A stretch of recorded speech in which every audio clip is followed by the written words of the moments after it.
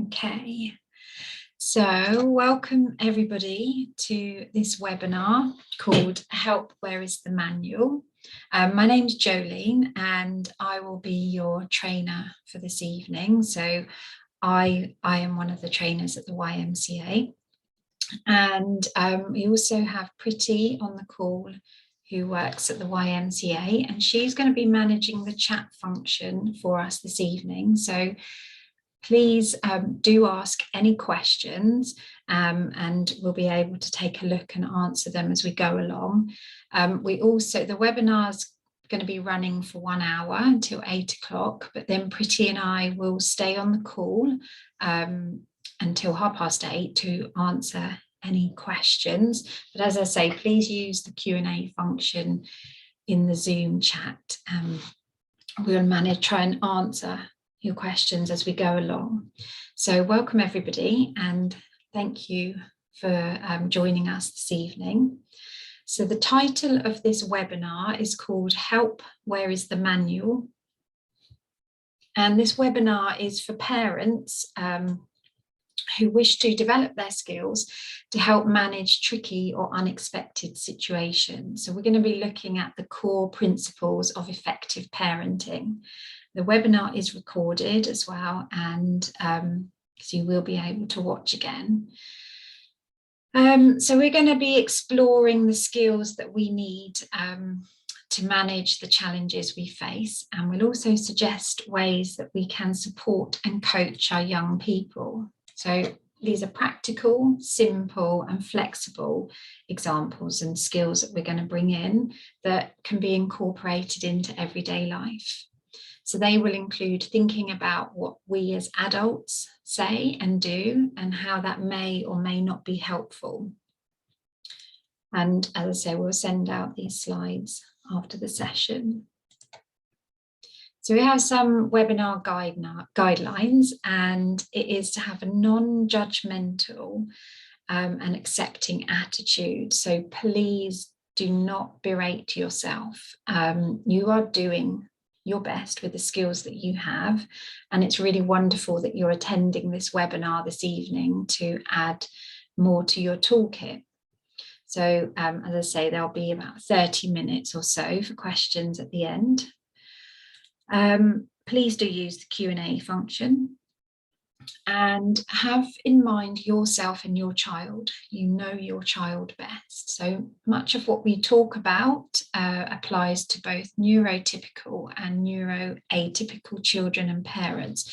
So you know yourself best and you know your child best. So please adapt anything that you learn on this webinar this evening, adapt it to suit your needs and your child's needs.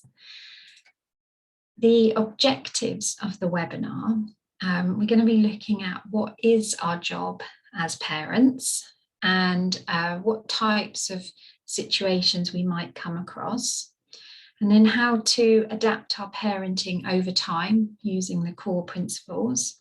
We'll look at templates for responding to our children. So we'll have a guide to help us respond effectively and calmly, no matter what comes up, and then ways to do this using actions and words. So we've put in at the start a little poem by Janthia Brigden. It's just a nice reminder about learning as a child and then growing, and maybe some of the things that we say as adults. So I'm going to read it out to you. Pick it up, put it there. Good boy, aren't you clever? You're silly, you're naughty. You're sensible never. You're tidy, you're helpful. You're nothing but bad. Grown-ups seem so muddled, it makes me feel sad. I just do things, why can't they see? I'm Jack, I'm a boy, and I like being me. Go to bed, you're tired. You're happy, you're cross. You're feeling upset. You knew you weren't lost. You always eat pudding, you never like jam. How do they know all these things that I am? I feel lots of feelings that they never see. I'm Jack, I'm a boy, and I like being me. You're screaming, you're shouting, you're quiet, what's wrong? Stop pushing, keep moving, you're taking too long. Smile, this is fun. What did you do? Oh, Mum, I'm just learning to grow up like you. Being good is so hard. It keeps changing, you see. I'm Jack. I'm a child and I wish you'd love me. So I think that's just a really nice way to start. It's just reminding us that they are children and they are learning as well. Okay, so let's take a moment to look at what is our job as a parent. So what do we value? What do we want to bring to the family home? And how are we showing our values to our children?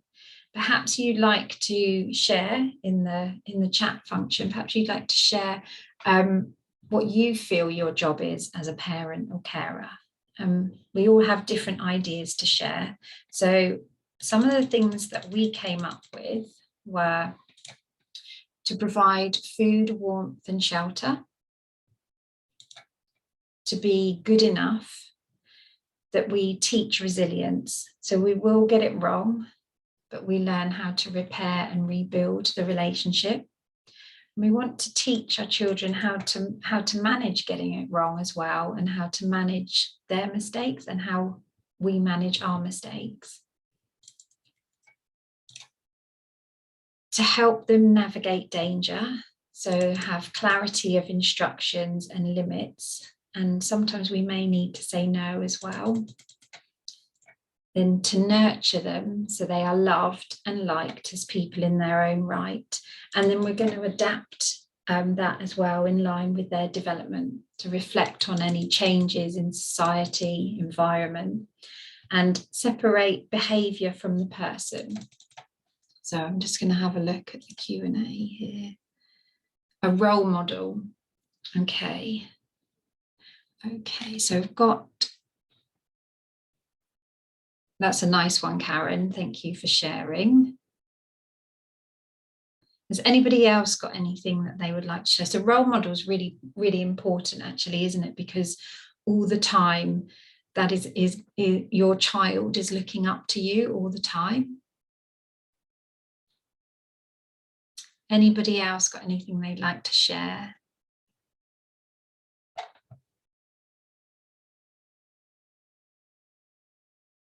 Okay. Oh, yes, Emma, to provide guidance and share knowledge and experience to help them be kind humans. That's lovely. And again, we can do that by modeling that ourselves as well, can't we?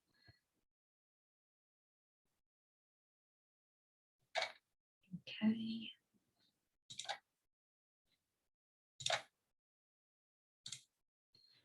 Okay. Thank you. So we're going to think about what good enough parenting is.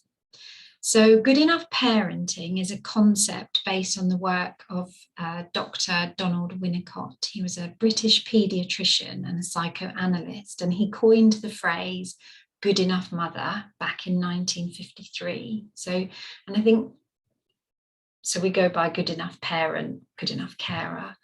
So he observed thousands of babies and their mothers during the course of his work, and he came to the conclusion that actually children benefit from imperfect parenting. So we all want to be the best parents that we can be, but I'm asking you to let go of perfectionism and to embrace your imperfections as a parent and aim for good enough.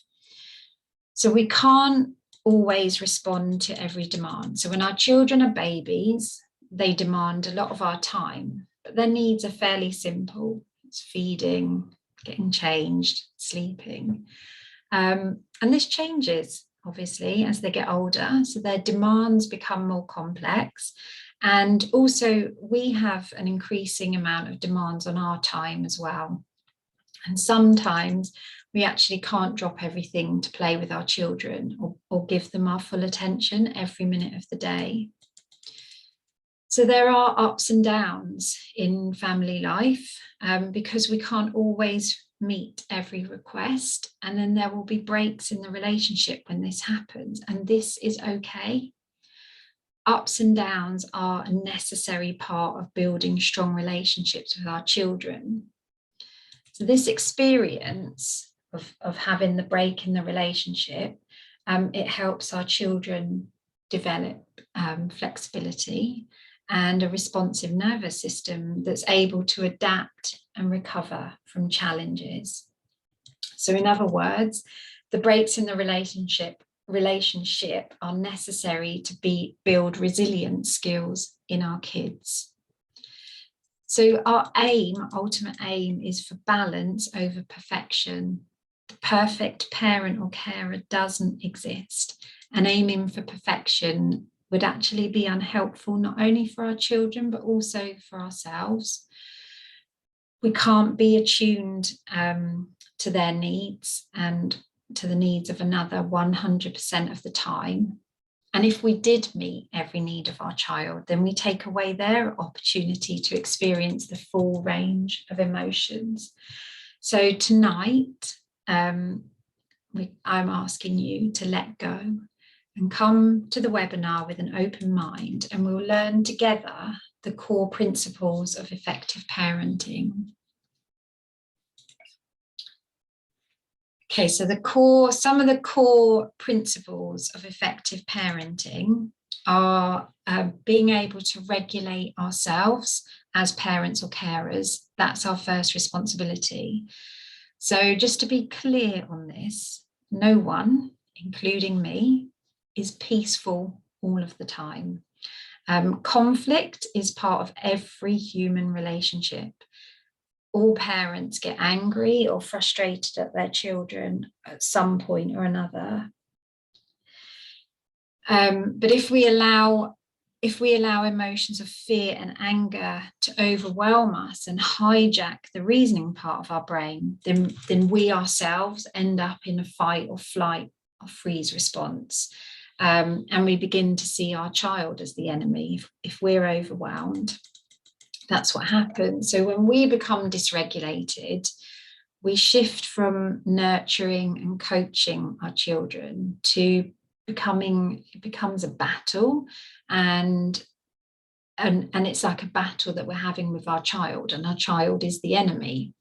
So this is when we might start giving out punishments or making threats or shouting. It's at that point that we've become overwhelmed. So regulating ourselves means allowing ourselves to feel angry, noticing it, but not directing it at our children. So we can set limits for our children in nurturing ways. So as somebody said there, we're coaching them. This means that we're guiding our children in their behaviour, but at the same time, we're staying connected to them. So we offer our child understanding, and then we help with their emotions that are driving the behaviour. So for example, saying if your child gets angry, saying something like, I can see you are angry with your brother right now because he broke your Lego. You're so angry and you really want to hit him. So we're really understanding what's happening for our child. So just as we accept our big emotions, we also accept our child's with compassion. So we all have big emotions, and accepting that allows children to accept their emotions, and it's the first step in regulating them. And then we want to keep in mind another principle of connection. So parenting is all about connection. So it's not a list of strategies, but it's more about the relationship that you have with your child. So your child wants to feel valued. And when you adore and delight in your child, that's exactly what they feel. They're valued for just being themselves and nothing more, nothing less. They are good enough, just as you are good enough. And in connection, children want to feel safe.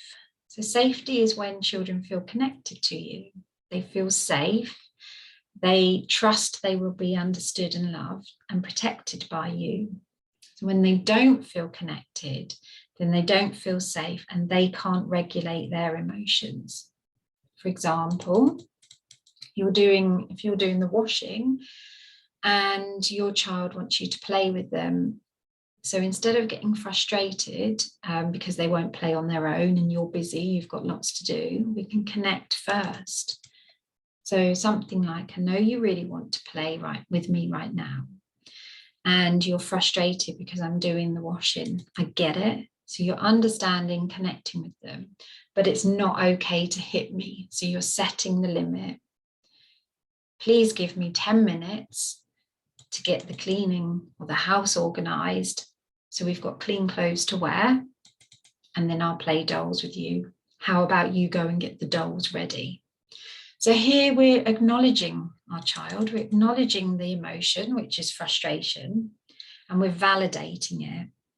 And then we're setting a limit and offering an alternative. So you're giving them something to do as well whilst you continue with the job that you're doing.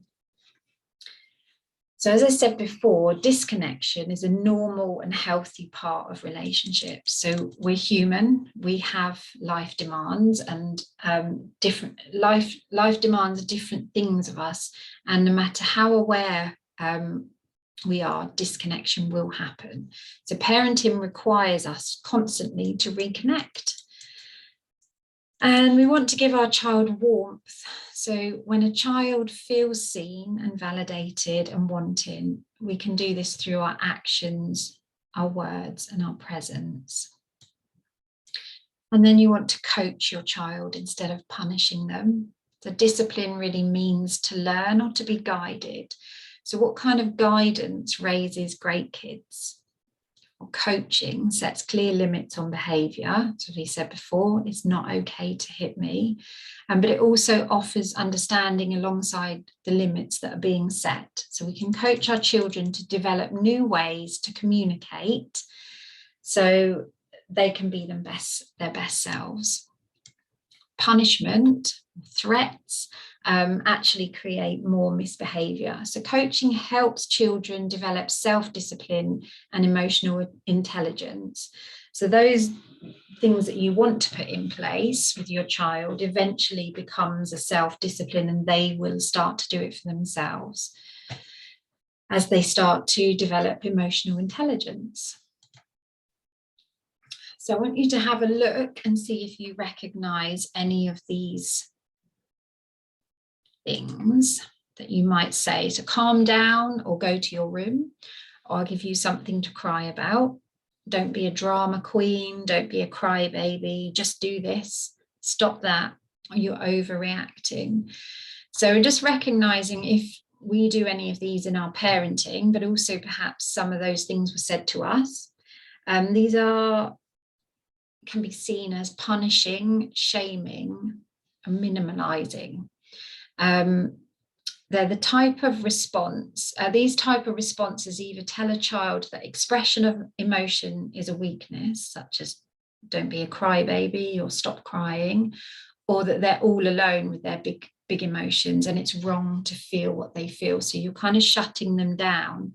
And I just want to go back to, if you have said some of these things, it's not about beating yourselves up, but it's finding different ways. So what can we do? So let's have a little think about some situations that we find tricky. So again, bearing in mind your situation, your child, and then thinking about how often do we jump to fixing our child's problems for them? So do we become overwhelmed by their emotions? And are we good at comforting an anxious child, but then punish our children when they get angry? So think about what different responses for different situations. It's really worth noting which situations you feel you manage well and which ones cause you to feel overwhelmed. So have some ideas in mind. The webinar is going to provide you with a template for responding, not only to your child, but also how you respond inside, how you respond to yourself first. Then using this guide, we're going to fit it to some real life examples. So I've put some examples in the webinar, and then if you've got your own, please do let us know. So a guide for you is to pause and stop. So stop what you're doing and let go of what you need to do or where you need to be. So asking yourself, is this an emergency? So it isn't an emergency unless someone's in danger. So if they're not in danger, then there's no emergency. Then we want to breathe. Oh, sorry, and just have a look. Okay, so we want to take a few deep, slow breaths to calm your nervous system down first. So sometimes what can happen is if our child's becoming overwhelmed with emotions, so I'll take anger as an example, and you're trying to get out the door as well because you've got to get to school, we actually want to stop because our nervous systems may be going into the same emotion as theirs. We want to take a few slow, deep breaths to calm your own nervous system down.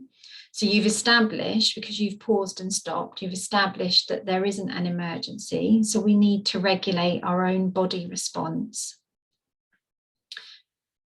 So we want to right now acknowledge where you are. So stand still, look around and tell yourself that you are safe. Your child is safe and there is no emergency. So you might like to place one hand on your belly, one hand on your chest, and you could breathe in for a count of 4 and breathe out for a count of 5. So you do this a few times to reset your nervous system, and a longer exhale helps let our bodies know that we are okay. Okay, so you can try that. So popping one hand on your chest, one hand on your belly, and breathe in for a count of 4. So breathe in. And then breathe out for a count of 6.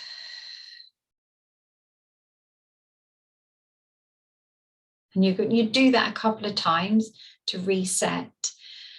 And then you want to self-regulate. So you want to notice what is happening in your body. So are you ready to fight? So, you've asked your child to put on their shoes and they're refusing to put them on and you need to get out the door to school.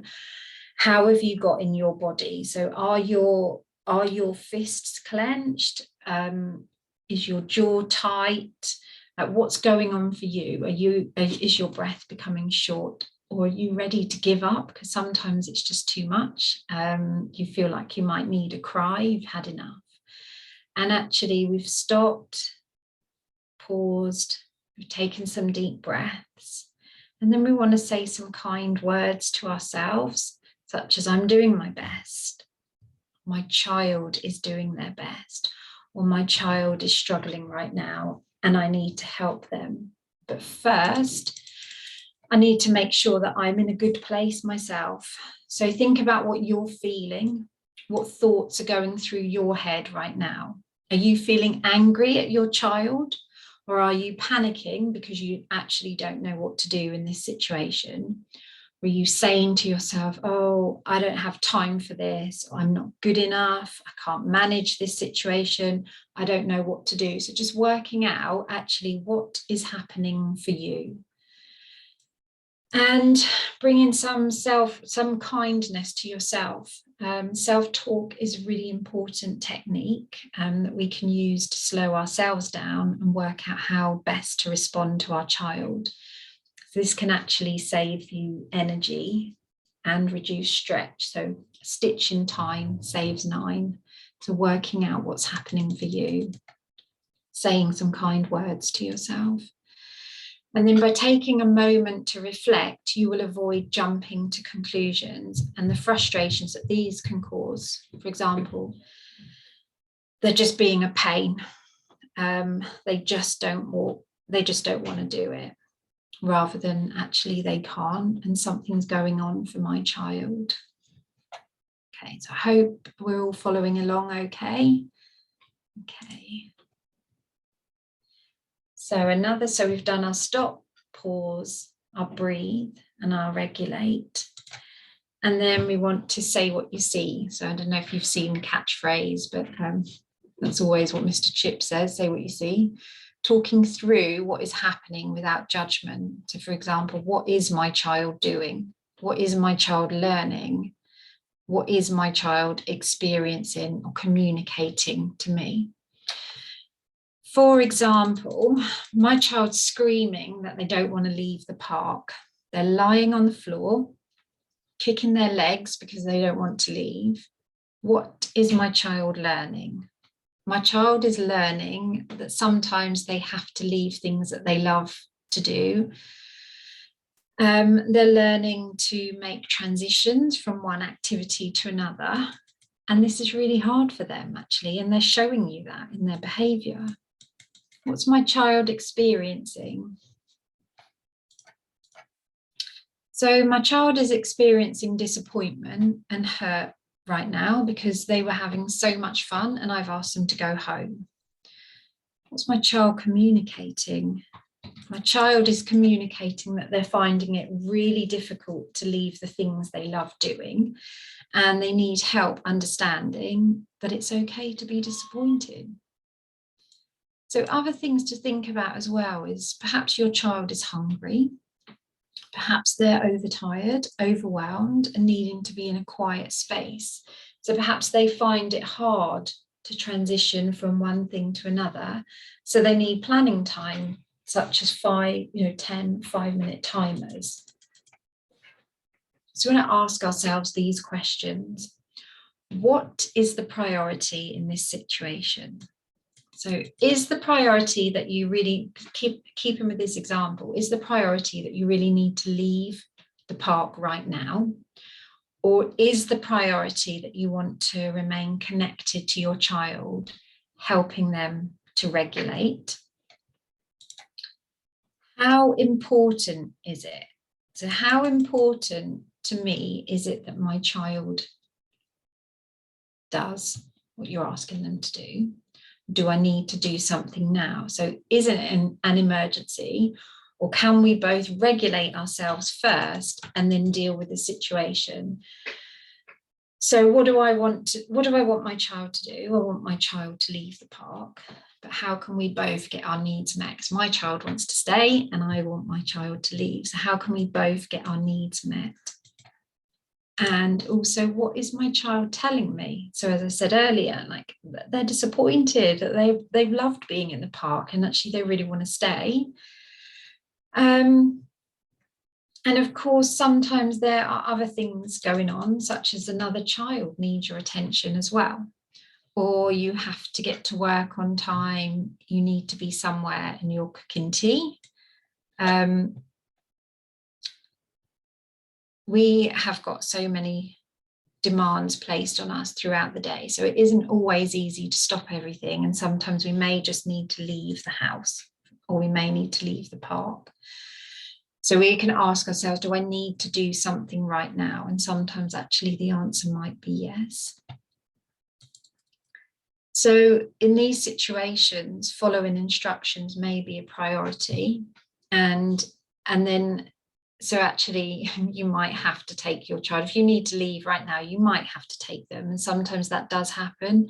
And then you're going to have a rupture in the relationship because actually you have taken them out of the situation.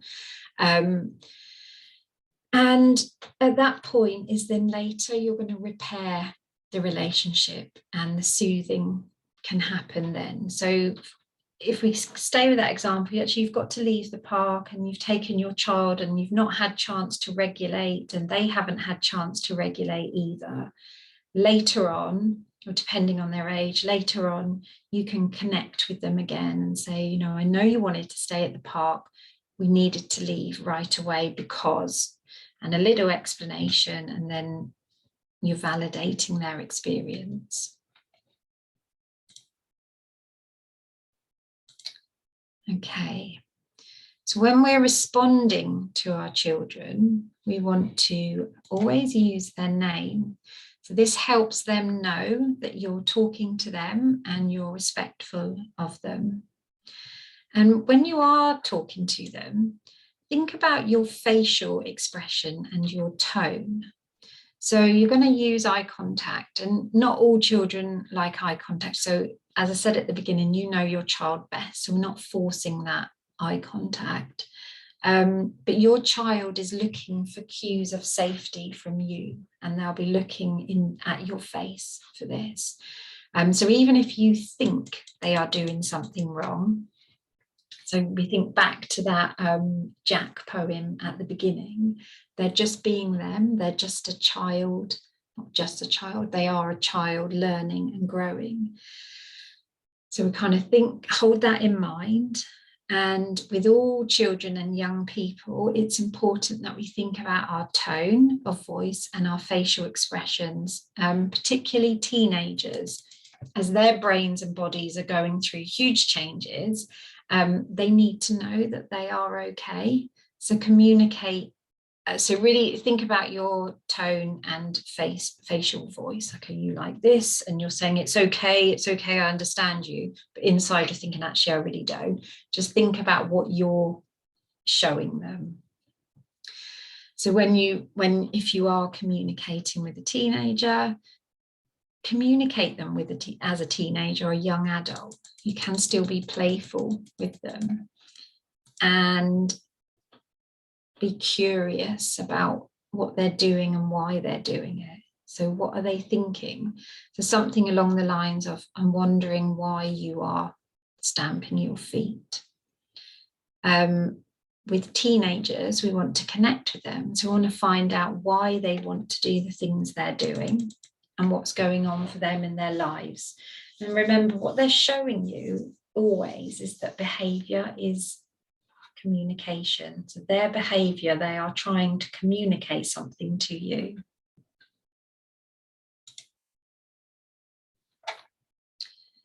So we've got use eye contact if they're comfortable with it. Don't demand they look at you. You know your child, so you'll know what they're comfortable with. It is okay if they can't look at you, never force it. And separate out behavior. Check out what they're thinking before you react, to become curious about what they're showing you. And then age dependent, and show them an expression of your feelings or concerns. Then we want to set a boundary.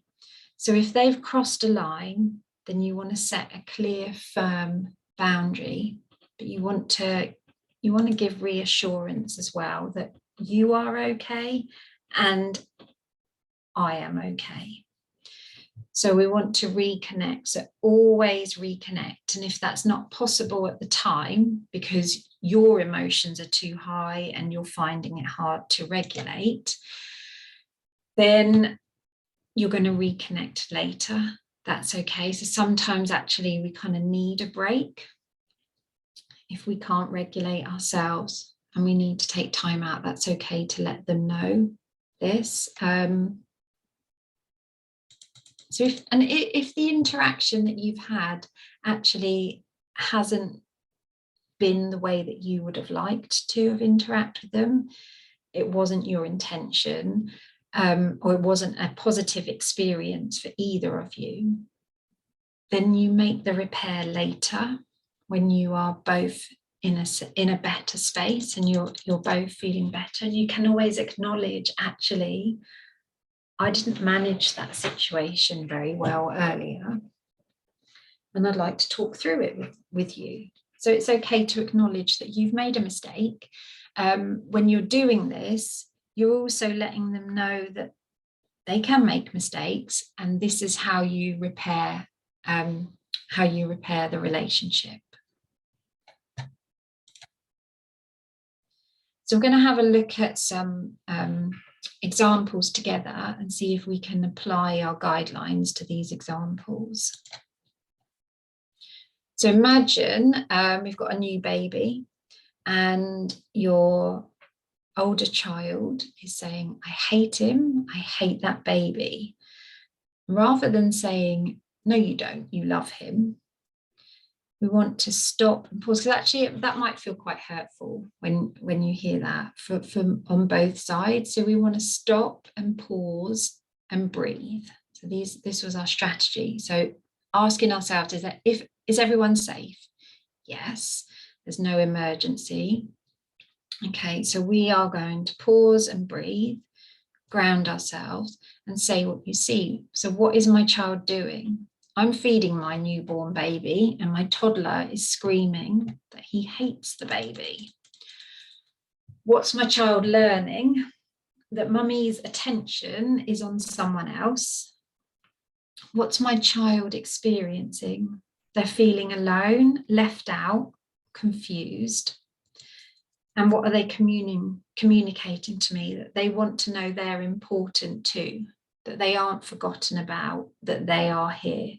So what's the priority in this situation? The priority is that we're all safe, and both children need my attention. The baby needs to be fed, and the toddler needs to know that their feelings are validated, but that I'm not able to play Lego right now. So how important is it to my toddler? The fact is my toddler's screaming, so actually it's really important. Do I need to do something now? Yes, I need to feed my baby, but I also need to calm my toddler. What do I want my child to do? I would like my child to sit and play whilst I feed the baby. So I'm going to use their name, think about your facial expression, and use eye contact. Remember, they're looking for cues of safety. Okay, so we don't want to dismiss the toddler's feelings. So instead, you might say, you're really mad at your baby brother right now. I wonder if it's because he's taken all of mummy's time. So be curious about what they're doing and why they're doing it, what they're thinking. So we're going to use the I'm wondering why you are screaming at your brother. Okay.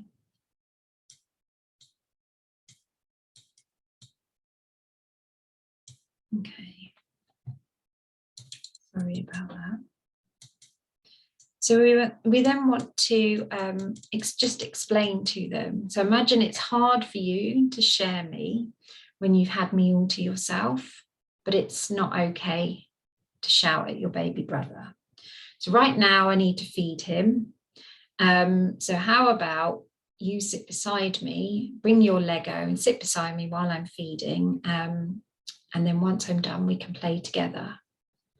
So we are connecting with our toddler, we're validating them, we're setting a clear boundary. It's not okay to shout, but I love you and I love the baby. There's enough love to go round.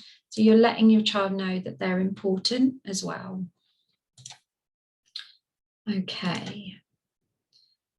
So refusing to get dressed is our next example. And so you need to leave for work, or you need to get to school, and your young person isn't getting ready. So we can hurry them along and everybody's getting more and more worked up. We can stop, pause and breathe, check in if everybody's safe, regulate ourselves. So we know there's a time pressure on here, but actually if we do stop, nobody's in any danger here. Say what you see. My child laying on the floor. What's my child learning? That she can hold everybody up by refusing to get dressed. What is my child experiencing? The power of her will. So at this point, we may not know what their experience is. It could be that they're nervous about school. They've got a sore tummy. Their nervous system is in freeze because they might have a test coming up. It could be that they're anxious about a test or exam, and they can't calm themselves down in order to get dressed. So it could be that they're really tired, and today, normally they can get dressed themselves, but actually today they need a little bit more help. So what are they communicating to me? That they don't want or they can't get dressed alone. What's the priority? The priority is that we all feel safe. And secondly, that we leave the house on time so we all get to where we need to go. How important? It's really important because I've got an important meeting at work. Do I need to do something now? Yes, I need to get my child dressed so we can leave for school and work. What do I want my child to do? I want my child to get dressed. So we're going to use their name and our facial expression, eye contact. Curious about what they're doing. And remember to separate out their behaviour. They're not actually trying to annoy you by not getting dressed. To set the boundary with them. So instead of saying, get dressed now or we're going to be late, or aren't you dressed yet, we can change our language to, I need you to get dressed now so we can all leave the house on time. Is there anything you need help with to get you started? Or being playful as well. So actually changing it up. So having a big smile on your face, like, I can see you're still in your PJs and I don't think you can wear them to school today. Let's see if we can find your uniform together. So we're reconnecting, and perhaps you could go on a hunt for the school uniform, to pulling out some funny clothes, or acknowledge where they are. Acknowledging where they are. You seem worried about going into school today. Would you like to share with me what's going on for you? Set your clear boundary. Like, darling, I really need to be at work on time today because I've got a big meeting. I need you to get dressed so we can leave the house on time. Is there anything I can do to help? Okay. So another example, playing with a football indoors. Again, so we stop, pause, breathe, check your emergency. What's my child doing? So what you see, kicking the ball in the lounge. What are they learning? Well, actually, they're learning their football skills. What's my child experiencing? How much fun seeing the ball flying across the room is. And what's he communicating to me? That they enjoy playing ball and they're having fun.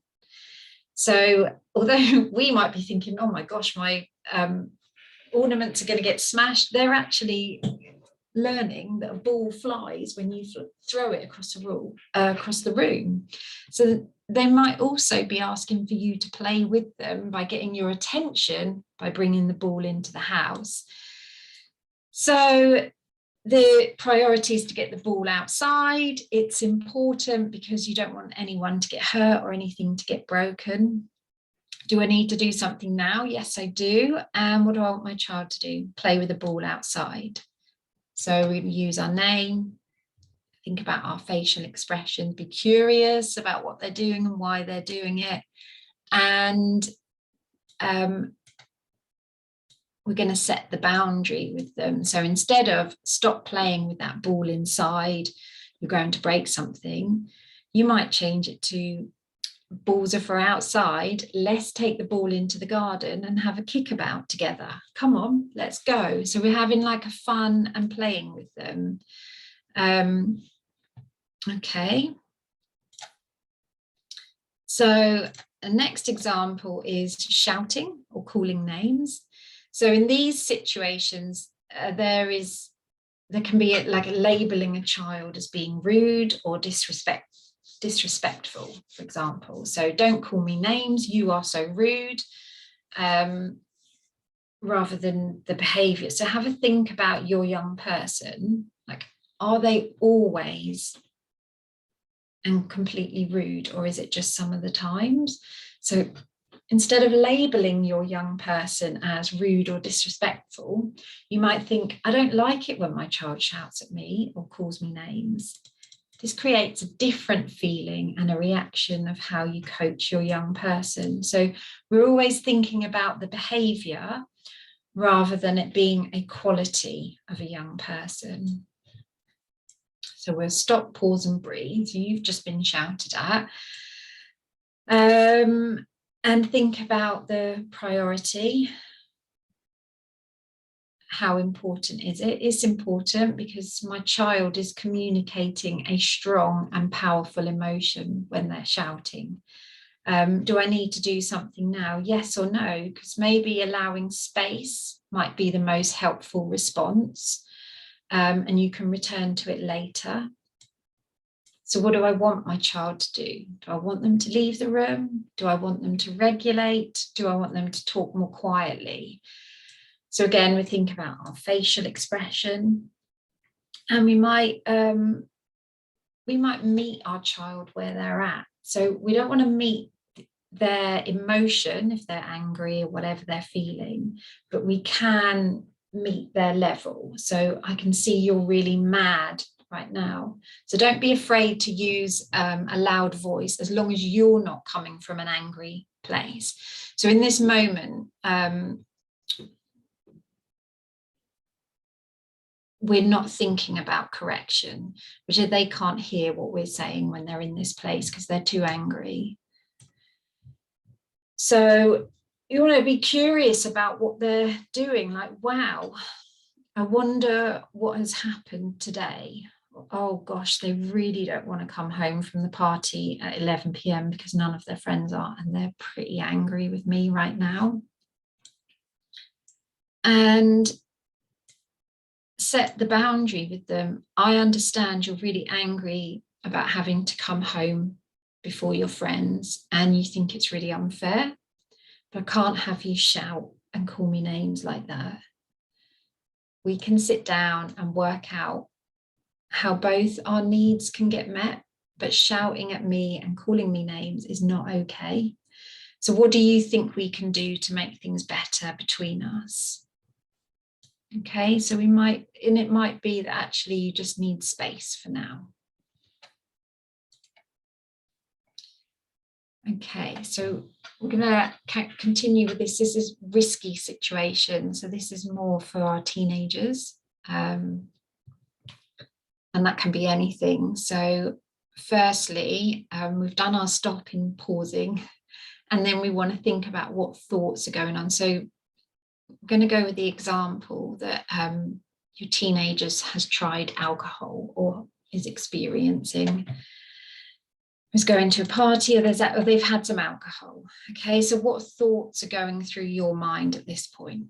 It might be, oh no, what are they doing? They're going to end up as an alcoholic. They're going to end up on the streets. Oh my goodness, this is awful. What on earth should I do? Or how dare they go behind me, behind my back? I'm going to make them stay in for 3 months. So going back to say what you see. I found out my child is experimenting with alcohol and I am. So what are you feeling about it? So what's my child learning? Maturing is what they're doing. They're trying new situations and they're learning independence. So that they can change the way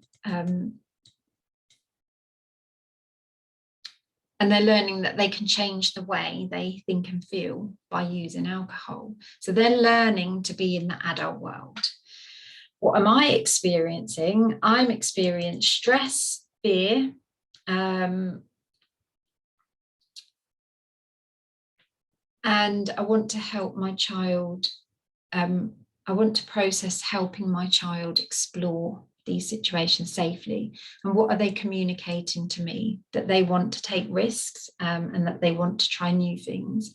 So what's the priority here? The priority is safety and risk reduction. So we want to teaching them to help them make healthy decisions. For example, that they understand the consequences of drinking alcohol, they understand the law, they understand the effects on the brain and the choices they may make when they are drunk. How important is it? It's really important because they're underage and I need to educate them. Do I need to do something now? So this depends on if your child is drunk, where you are. So it might be better to plan a time. So if they're drunk, you're not going to talk to them then. So you want to then plan a time when you're going to talk to them. So you're going to get them safe and then plan a time when it's good to talk through this. So it could be a time when you can talk and listen. So that might be driving for some people, or it could be after a meal or creating that space. And what do I want my child and I to do? So we want to explore and develop an understanding of the effects of drinking and underage drinking and what happens if we do or do not drink. Okay.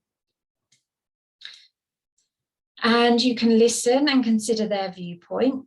There's also loads of YouTube clips that you could watch together to help and explain and educate. And then set the boundary. And if they've crossed a line, you want to set a clear, firm boundary with them. So just a reminder, all behaviour is communication. It's what we do or say in order to get our needs met. We're all behaving all the time, good or bad. Children's behaviour is usually driven by one or more needs, such as getting food, getting more attention, or security. So I'm a bit conscious of the time here, but we want to look at some examples of behaviour and needs. So this is more of an age. We're going to be looking at age. And maybe have a think while I go through this about if you were in the situation, what you currently do and what you might change given the examples that we've just been through. So let's think about a 3-year-old. They have little responsibility and they need closer supervision. So they want more of the parents' attention. So their behaviour might be that they draw on walls. So even if they get shouted at, they're still getting your attention, whether it's positive or negative. And then a 15-year-old, they need more listening. They do need someone to listen to them. They want to share experiences and they need to feel heard and understood. So they want to support. They might want support with the pressure of school. So their behaviour might be that they have a bad tummy. So they go to bed for a few days. They're not going to school. A 4-year-old still needs close supervision, has little responsibility, but they're wanting to find independence. So their behaviour might be they refuse to wear the clothes that you've laid out for them. And they're showing you that they're becoming independent. They want to choose their clothes. And an 8-year-old is starting to find independence, but also wants to feel secure and connected to their parent or carer. So they might come down frequently after being put to bed. They might keep coming down for more cuddles. And that actually they want to know that you're there. They're starting to move away and they still want to feel secure and connected to you. So that's what their behaviour's showing. So let's think about a tween or teen that's had a bad day and they come home from school in a bad mood. They slam the door or they might shout at you. So firstly, regulate yourself and your feelings about this situation. So are you thinking, oh, what's happened now? Or I hate it when they slam the door. Here we go again. Or, oh no, my poor baby, what's happened? You want to steady and center yourself first. So perhaps they need space first to cool off. They've had a bad day at school and they need space. As parents, we can often jump into fixing mode, but actually what our young people really might need or want is someone to listen to them. Listening is a really, really powerful way to accept feelings and offer support as well. So it can also help your young person to find solutions themselves, and then they could discuss these with you. So when the time is right, you might want to acknowledge their feelings, and this can be using a word such as upset, angry. So use open questions when exploring what has happened.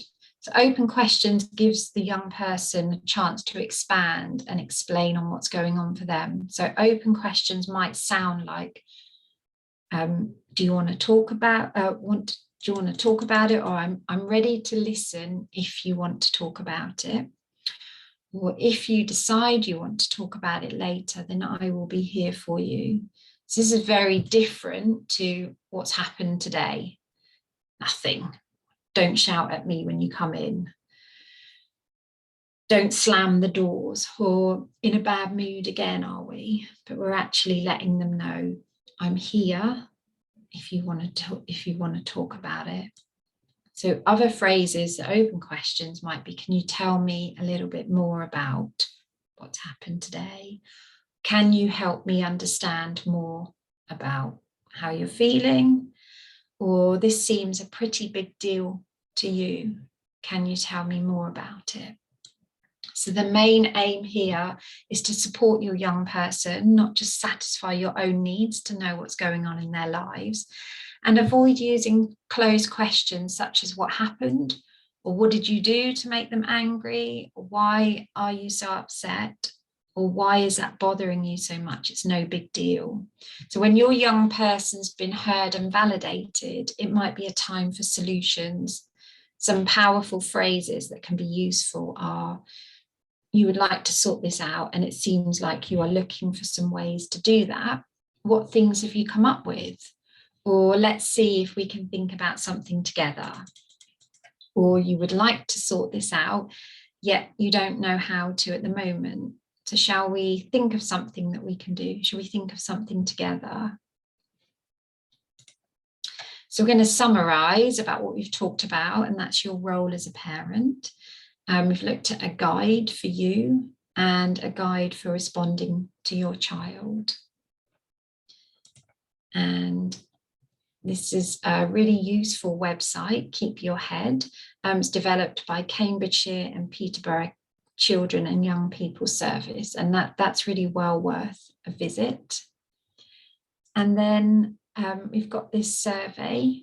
If you will pop that into the chat, actually, if you wouldn't mind emailing us, completing the survey just to let us know how you found the training, because that's really, really useful to us to know what you would like more of.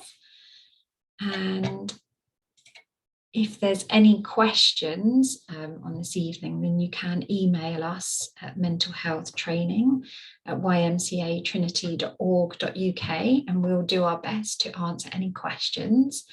So that leaves me really to say thank you very much for this evening. I'm just going to end the screen, and also to let you know that we are here to answer any questions. So we are here for the next half an hour, and so if you have got any questions on anything that we've discussed tonight, or perhaps I haven't discussed, and then Pretty and I will do our best to answer you. I will stop the recording now.